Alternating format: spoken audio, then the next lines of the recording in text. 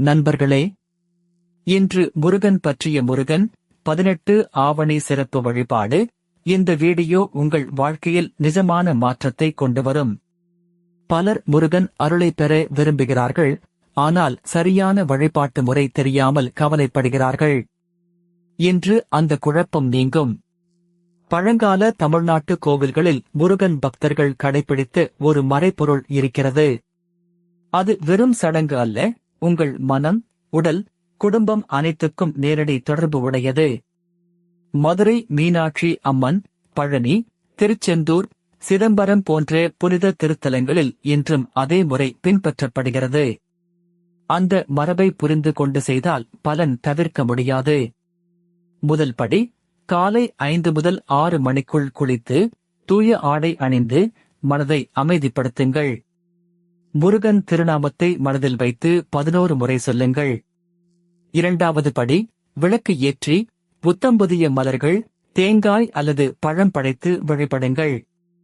பக்தியும் நேர்மையும் தான் முக்கியம், விலையுயர்ந்த பொருட்கள் அல்ல. மூன்றாவது படி, முருகன் 18 ஆவணி சிறப்பு வழிபாடு தொடர்பான குறிப்பிட்ட மந்திரத்தை தினமும் 27, 54 அல்லது 108 முறை சொல்லுங்கள். 21 நாட்கள் தொடர்ந்து செய்தால் மன தெளிவு கிடைக்கும். நான்காவது படி, வெள்ளிக்கிழமை அல்லது சிறப்பு நாட்களில் உபவாசம் விருப்பமானது, ஆனால் சாத்விக உணவு, பொய்யற்ற வார்த்தைகள், கோபமின்மை ஆகியவை மிக முக்கியம்.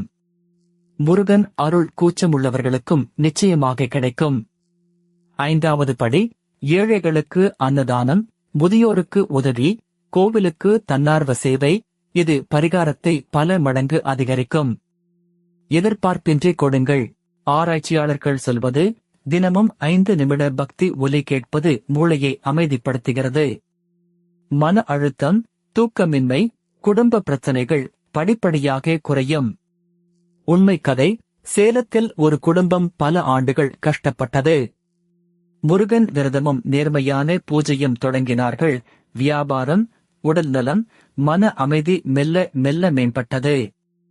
இன்னொரு கதை, கோயம்புத்தூரில் ஒரு இளம் தம்பதி குழந்தை வரம் வேண்டினார்கள். கோவில் மரபை பின்பற்றி கைமாறு எதிர்பாராத சேவை செய்தார்கள். மாதங்களுக்குப் பிறகு அவர்கள் மனதில் ஆழமான அமைதியும் புதிய நம்பிக்கையும் தோன்றியது.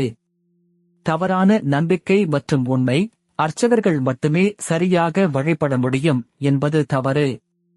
இதயத்தில் இருந்து வரும் பக்தி போதுமானது, முறை நேர்மையாக இருந்தால் போதும்.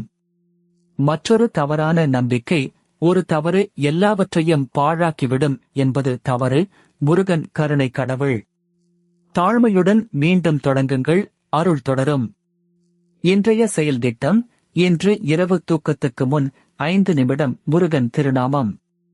நாளை காலை விளக்கு ஏற்றுங்கள். இந்த வாரம் ஒரு கோவில் வருகை அல்லது வீட்டு பூஜை அறை சுத்தம். பக்தர்கள் சொல்லும் பலன்கள், தைரியம், மன தெளிவு, கடன் தீர்வு, திருமண நல்லிணக்கம், வேலை வாய்ப்புகள், உடல்நல நிலைப்பாடு. நேரம் ஒவ்வொருவருக்கும் மாறுபடும். பொறுமையுடன் நம்பிக்கை